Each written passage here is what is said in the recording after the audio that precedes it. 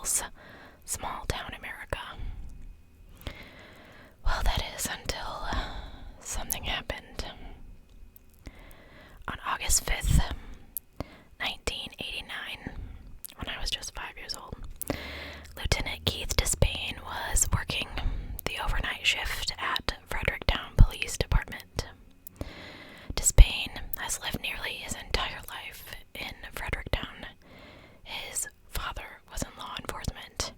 His grandfather was in law enforcement, and it was not a surprise to anyone when Despain would eventually become the city's chief of police. If anyone knows the pulse of this town, it is Keith Despain. And his memory is vividly clear of what happened on that quiet, muggy August night in 1989. Other than a random bicycle found laying in the streets, it was pretty routine as nights go. Earlier that night, down at the local baseball field, a blonde-haired, green-eyed teenager named Gina Dawn Brooks was watching her brother's game. The game ended at around 10 p.m. and Gina began walking home on Marshall Street. She made it home. At the time, her mom, Cindy, was going to bed, so she said goodnight. And then she tells her brother she's going for a bike ride. Now, at first, when I was researching this case, I was like, wait a minute, what 13-year-old goes on a bike ride at like 10:30 at night? And then I thought, it was 1989. Completely different world than the world we live in today. So, Gina left the house around 10:30. She was dressed in a blue striped top, white shorts, and sneakers. She rode through this quiet town, and she was soon confronted by the occupants of an old, battered station wagon right in front of the First Street Baptist Church. Gina kept riding. She didn't really interact with these guys. She turned the corner onto High Street and met up with her boyfriend, which is how we know she was confronted by this station wagon. I don't know exactly what happened because I couldn't find an interview with the boyfriend, but the details that I got was this station wagon circled back around, and soon a scream pierced the quiet night, and the station wagon sped away with Gina inside. Her bike was found abandoned in the street, and she was just 5 blocks from her home. Around 2 a.m., Cindy, her mother, woke up and she found Gina's room empty. She immediately called the police, and it didn't take long for Despain to put 2 and 2 together. In fact, it was when Cindy reported that Gina was missing on a bicycle that it hit home to him. Oh my gosh, that's what this bicycle in the street was about. By daybreak, Fredericktown was crawling with city, county, state, and even federal officials. Posters went up, yellow ribbons hung from the trees. There were marches and vigils, and this entire town came together, searching for Gina. Gina Dawn Brooks would become the poster child for cold cases in the St. Louis area. Years went by without a solid lead. And then a letter comes from Connecticut. Now, it had nothing to do with Gina's case, but it changed the game. As I mentioned in my last video, Laura Michelle Dinwiddie had been murdered in St. Louis in 1975. That case also went cold. Nearly 20 years later, St. Louis homicide commander David Heath found a letter waiting for him from Dinwiddie's mother in Connecticut.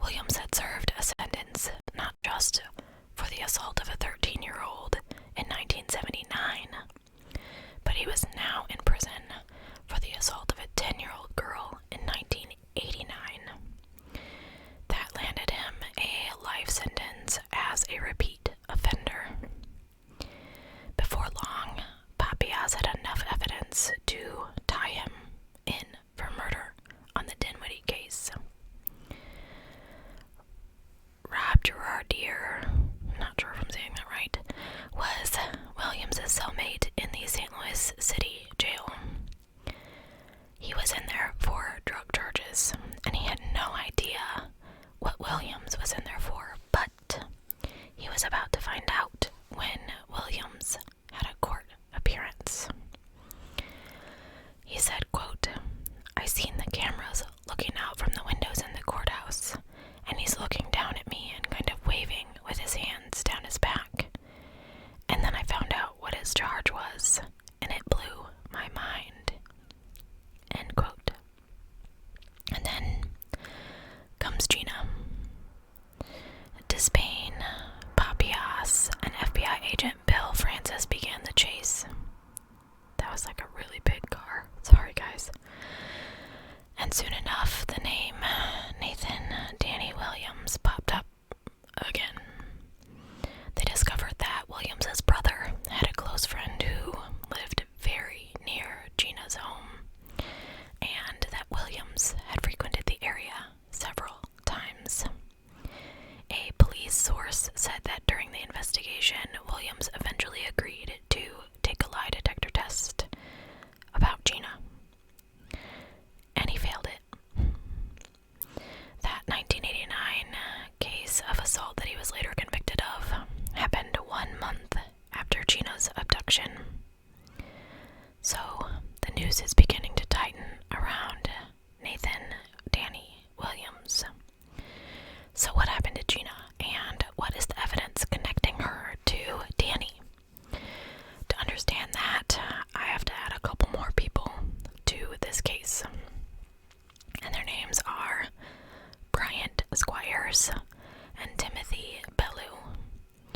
These are friends of Danny Williams, and all three of them would be implicated in Gina's kidnapping.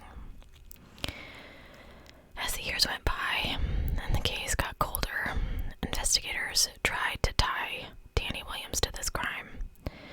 The FBI arrived. They used subterranean probing tools. A psychic said that Gina would be found at the bottom of a quarry, so they drained it. A meat freezer was dug up on a suspect's farm. The search spanned from the Canadian mountains to the Cayman Islands, but nothing was ever recovered. The FBI then turned to an unusual tactic, and I have to wonder why they don't use this more. They made a video detailing Gina's case, asking for help. Okay, not just so odd, right? But they weren't asking just anyone. They distributed this tape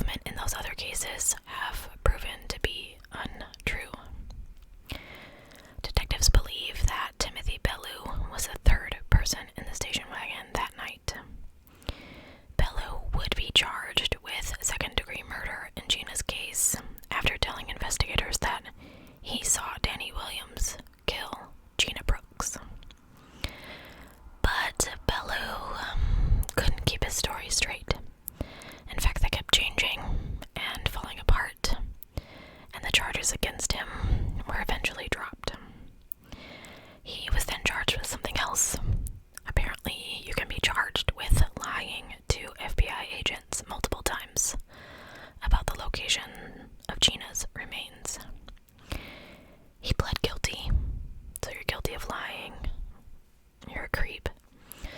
He was sentenced to 30 months in prison. He would later be convicted in 1990 for sexually assaulting a 7-year-old. And I was absolutely appalled to learn that he was only sentenced to 5 years in prison. As far as I can tell, he's currently free and still living in the Fredericktown area, where the police officials referred to him as unstable and not reliable. Alright, so we back up just a little. Finally, in 1998, 9 years after Gina goes missing, Nathan Danny Williams is charged with her murder. Despain, Francis, and Papias worked relentlessly on Gina's case, and it was Papias who walked into Williams' cell and served him with the murder warrant. Papias said, quote, "He wasn't surprised. He knew I was coming for him. He couldn't believe all the goods we had on him, and he was like, 'How did you get all of this?'" End quote. But the wheels of justice, as we know, move slowly, and Danny Williams pled not guilty. In 2003, this charge was dropped for fear of the possibility of double jeopardy. Now let me explain. Madison County Prosecuting Attorney Dwight Robbins said at the time, "I am of the firm opinion that the state should not proceed to trial and risk the possibility of acquittal, thereby losing any chance of retrying this case should further evidence become available." He said that the prosecution should proceed only when evidence is sufficient enough to ensure the likelihood of conviction. In other words, with Danny Williams already locked away for life on this assault charge, it was kind of like time was on the state side to keep building a case against this man. There's no statute of limitations on kidnapping or murder. Despain said it's better to let it ride until something can come forward. Something like a confession from Danny Williams, but Danny Williams knows that first-degree murder charges could mean the death penalty for him, and any hope for him to confess would depend on a deal with prosecutors. After years of interviews with acquaintances, detectives believe that Danny Williams could be connected to up to a dozen murders across the county.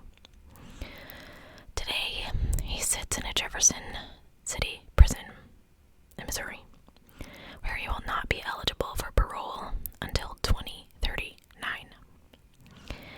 Now, 30 plus years after Gina's disappearance, Despain, Papias, and Francis have all retired from their homicide investigations. Back in Fredericktown, Eric Hovis is now the police chief. Like Despain, Hovis was born and raised in Fredericktown, and like Despain, Eric Hovis is never giving up hope of finding Gina Brooks. This is still an active case. We will never close it. We still get leads. I'm constantly talking to Highway Patrol and the FBI. Until we can get closure, it will remain an active case. Whenever a story about Gina comes out, we still get tips. And with the advancements in technology that we have today,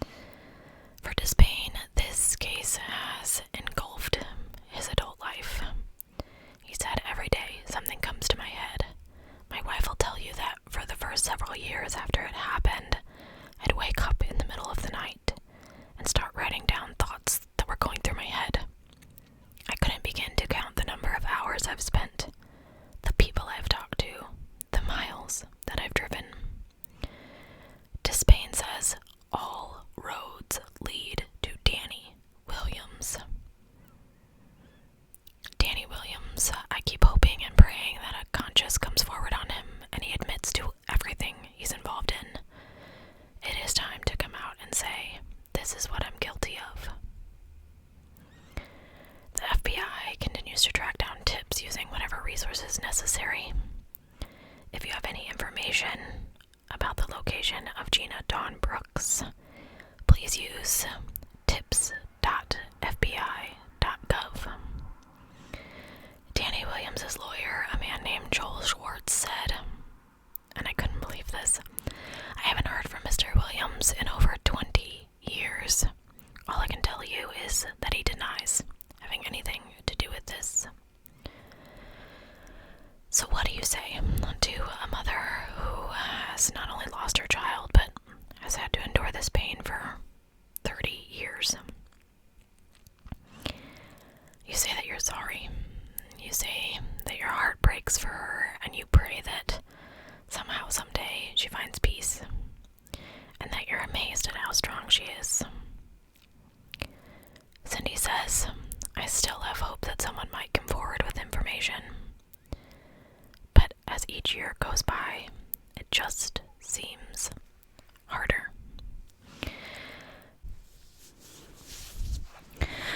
Alright, y'all, so let's talk about this creep, Danny Brooks. Sorry, mixed him together. Danny Williams for a little bit. I think that this guy was probably really involved in a lot of cases that he will probably never, ever admit to. I think it completely sucks that there are so many other cases that his name is tied to that I can't give you information on because they're just little blips of things, just little cases. Like I saw something about him and his friends, Bellew and Squires being tied to the Angie Houseman case, which I covered forever ago. But, and honestly, that one has been solved, and I don't remember sadly, I don't remember if they were the ones that ended up being the ones that were caught, but I don't think so. So you have to wonder if how many of the unsolved cases in my local area are factored into relating to this guy and his three friends. I mean, he doesn't seem like that smart of a dude, if you ask me. So where is Gina? Like, where is Gina? And why are his friends lying up to federal agents about where they put her? Like, why even bother to do that? That doesn't make any sense to me. Like, you're leading these agents on a wild goose chase, and those things are not cheap. And it requires a lot of, sources and equipment and people and,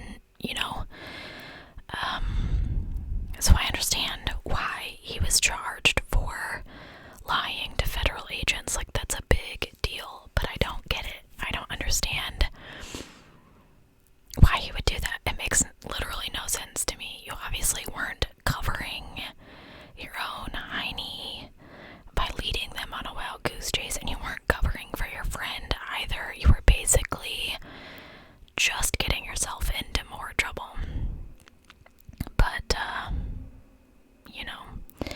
it absolutely appalls me that he is then free after assaulting a 7-year-old. He only got 5 years. Like, I have a friend who, it was a completely consensual thing. He was 18 and she was 16, and her parents pressed charges, and they didn't even go all the way. YouTube doesn't let, but he got sentenced to 14 years, of which he served 7. Like, usually when you get sentenced to something, so for example, this guy got sentenced to 5 years, he probably only served 2.5, just depending on if he got like time for good behavior. He could have even gotten out even earlier than that.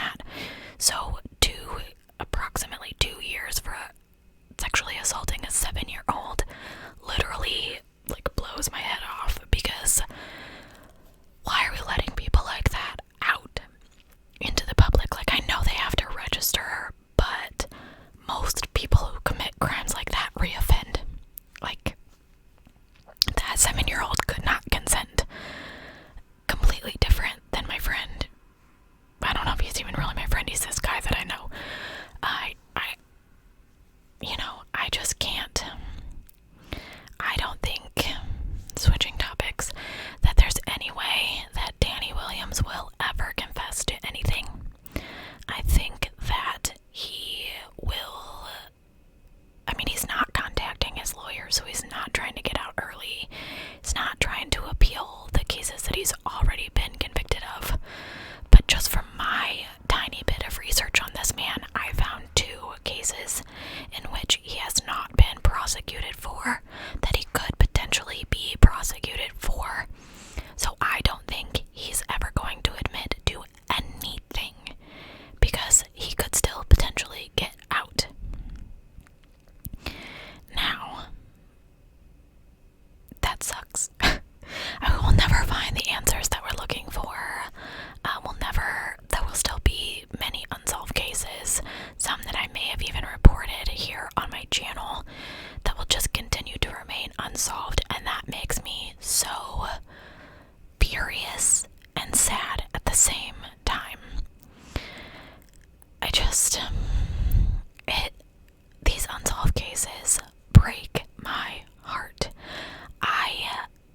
If you don't know, when my mom went missing, it was only for 14 hours, and those were like the worst 14 hours of my entire life.